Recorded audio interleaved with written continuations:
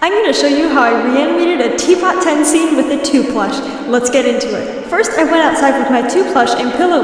Then I recorded myself moving around the 2 plush to the audio, which I played separately out of my iPad. When I finished that, the first thing I did was animate 2's face. I took a close-up picture of the plush face, then I drew a similar face over it. Well, I used a circle tool for the eye whites. I also took a screenshot of the video since 2 was in different lighting, and I used an eyedropper tool to try and replicate the lighting from the video. I had to change this later in the process. That is so sweet. You did the surprise like pillow. Oh my gosh, I love it, so sweet. I love it. I animated the mouth smoothly, but not the eyes for some reason, but it didn't really matter because 2's moving around so frantically you can't see it. Then I pulled the original footage into Adobe After Effects and clicked the track motion button. Then when the program took me to a separate tab, I went to the track type dropdown that said transform and changed it to perspective corner pin. That way I could really make it look like the animated face was moving along with the plushie.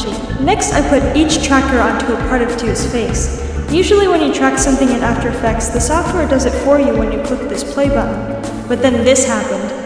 Afterwards, I tried making the tracker search regions and the feature regions bigger and hoped they would work better, and they didn't. As I was making this video, I read on borisfx.com that you can track things better by making the feature region as tight as possible to the object you're following, and by making the search region bigger, and so I tried that out, and it didn't work either. Maybe I just needed better lighting, so I'll probably do that next time I make something like this. Unfortunately, because the automatic tracking wasn't working, I had to manually do it using keyframes, which made tracking the face one of the most time-consuming parts of the project. Don't get discouraged by this if you want to do it yourself, though. I made a test video before this one where After Effects automatically tracked 2's face for me, and it didn't take as much time to do. I didn't finish it though because I was just testing the tracking. Later, I added the animation as a separate layer, with the animation layer being on top of the footage later. Then in the tab where I added the tracking to the footage, I clicked on the Edit Target button and selected the layer with the face animation, then clicked OK. This makes it so the animation shows up on the plushie. I also had to resize the animation, added a feather mask so it blended into the plushie,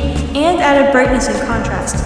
Speaking of brightness and contrast, I had to frequently change that along with hue and saturation to match the lighting of the plushie, which was also very tedious. I precompiled the animation to give it 2 layers so I could have 2 different levels of lighting on 2's face. I was able to do this using masking, and I also had different brightness and contrast settings for each layer. And I changed all of it throughout the video using keyframes. And after that really long process that probably took me a week, I'm not counting, here's the final product.